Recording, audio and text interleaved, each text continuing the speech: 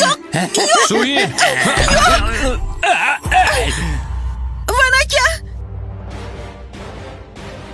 Van Yuan? Lidzi Hao, jur'atingga qoyil. Bugun Chanyuan mehmonxonasining ochilish kuni bo'lsa-yu, sen xonada bunaqa ablaqlik qilib o'tiribsanmi? Nima qilishimga aralashish seni ishing emas.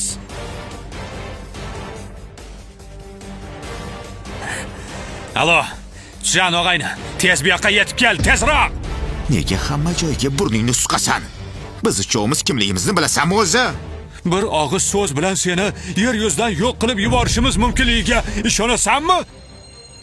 Kichik janobli. Direktor o'rinbosari Jan. Kichik janobli, nima bo'ldi? Sizni kompaniyangiz xodimi, shundaymi? Men shunchaki u bilan mehmonxona boshqaruvi sirlari haqida suhbatlashmoqchi edim. Bular esa to'satdan bostirib kirishdi. Xo'sh, ayting-chi. Bu vaziyatda nima qilish kerak? Yanfan, sizlar shunchaki ablah ekansizlar. Bugundan boshlab ishdan bo'shatildingiz. Ustiga ustak butun sohaga xabar berib, sizni qora ro'yxatga kiritishlarini ta'minlayman. Bu nima deganingiz, janob? Hech qanday yomon ish qilmadik, nega bizni ishdan haydayapsiz? To'g'ri, biz hech nima qilmadik. Kichik janoblining g'azabini keltirdinglar. Yana aybimiz yo'q deysizlarmi? Ishni saqlab qolishni istaysizlarmi? Bu juda oddiy. Lekin hammasi Su xonimning qaroriga bog'liq. Men Suyin, ahmoqmisan? Shunday zo'r imkoniyat. O'ylab ko'r, har kuni o'zingni o'qqa-cho'qqa urib qancha pul topasan? Kichik janobli bilan bo'lsang, kelajakda boyib ketishing aniq. yo'q. Yo'q, unday emas. Suyin, keyin menga imkoniyat bermadi demagin. Agar munosabatingni to'g'rilamasang, faqat ular uchovi, balki seni ham ishdan bo'shatishga majbur bo'laman.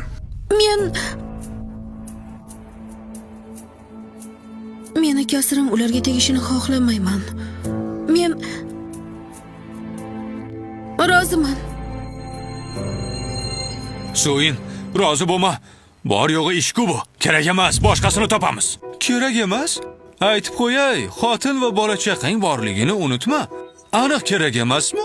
Bo'ldi, qilinglar. Ketinglar. Sizlarga rahmat.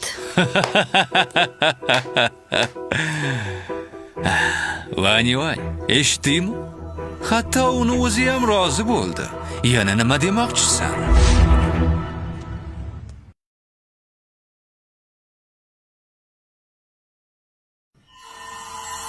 O'zi ham rozi. Hozirgi ahvoli rozi bo'lgan odamga o'xshaydimi? Van Yuan. Og'zingni yum dedim.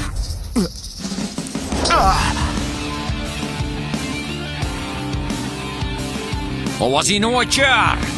Van, meni odamlarimni meni ko'z o'ngimda urdingmi? Mana urdim.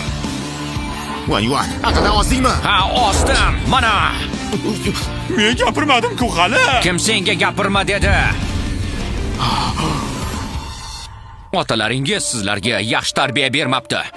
Men ularning o'rniga sizlarni tarbiyalab qo'yaman. Tamom bo'lding. Van Yuan, tamom bo'lding. Ular uch buyuk oilaning merosxo'rlari ekanini bilasanmi? Ularni xafa qildingmi? Demak, bugundan ortiq yashamaysan. Aytgancha. Aytish yodimdan ko'tarilibdi. Bugundan boshlab sizlar o'z oilalaringiz merosxo'r emassizlar, bilib qo'ying. Sen kimsan o'zi menga buni aytadigan? Eshikni qulflaylar. Qani ko'raychi, kim jur'at qilar ekan? Van, meni o'zingga o'lguday dushman qilmoqchimisan? Nima bo'pti? Yaxshi. Aytib qo'yay, endi seni na Lin Zhixia, na Lu Haifeng qutqara oladi. Shunaqami?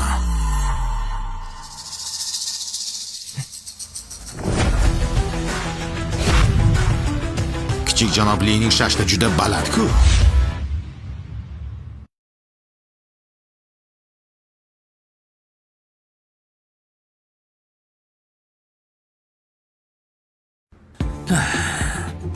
Kichik janobli, kayfiyatingiz choq ko'rinadi. Ochilish marosimi kuni shunaqa jirkanchishlar bilan shug'ullanib o'tiribsizmi? Lu Haifeng, Sendan qo'rqadi deb o'ylama. Bugundan boshlab otam sen bilan teng mavqeda, bilib qo'y. O'zing ham aytyapsan, otang men bilan teng mavqeda deb. Agar otang bu qilmishlaringni bilsa, merosxo'rlik o'rnini saqlab qola olarmikinsan, bunisini bilmadim. Juda kulgili. Nima? Otam oddiy qizni deb meni merosxo'rlikdan mahrum qiladimi seningcha? Unda kutib ko'ramiz. Kichik janobli, ochilish marosimi boshlanishiga oz qoldi. Asosiy ishni kechiktirmaylik. Mayli. Sizlar bilan keyinroq hisoblashamiz hali.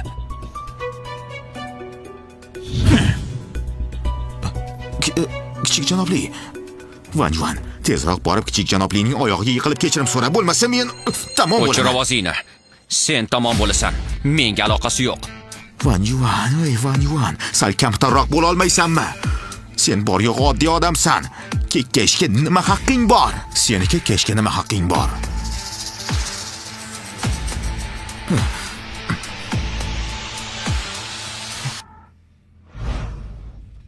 Uzr Van aka. Sizni ham aralashtirib qo'ydim. Bunda seni aybing yo'q.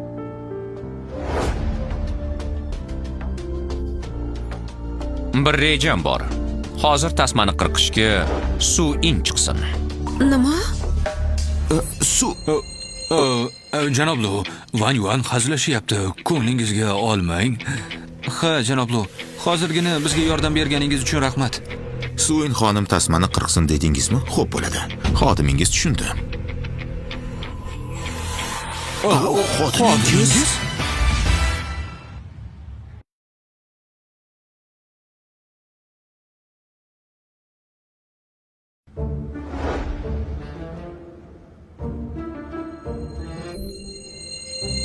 Zihao, qayerlarga borib kelding? Hech qayerga. Yuzing nega qizarib ketgan? Kim urdi seni? Kim bo'lardi? Albatta o'sha osmon qayerda-yu yer qayerdaligini bilmaydigan ablah Van Yuan. Nima? U seni urishga jur'at etdimi? Ishonmayman. Van unday odam emas. Ishonmaysanmi? Kichik janoblining yuzidagi qizil izlar soxta ekan bunda. Van, keldingmi? Ular seni Zihaoni urdi deyishyapti. Shu rostmi? Men urdim. Faqat uni emas, uchalasini ham. Har biriga bittadan tarsak tushirdim. Van, juda haddingdan oshib ketding. Yaxshiyamki kichik janobli va boshqalarning ko'ngli keng. Bo'lmasa o'larding. Ko'ngli keng? Ularni nima uchun urganimni bilasanmi o'zi? Nima uchun? Jao, bugun mehmonxona ochiladigan ulug' kun. U bilan tortishib o'tirgim kelmayapti. To'g'ri janob. Jao, kichik janobli Tianyue mehmonxonasining rahbari etib tayinlandi. Hozir borib tasmani kesish kerak. Yoqimsiz narsalar haqida gaplashmaylik. To'g'ri. Tasmani kesish? Menimcha sen bormaganing ma'qul. Van, yana nimalarni valdiryapsan? Kichik janobli Li oilasining merosxo'ri. U bormasa kim boradi? Suin, sen bor.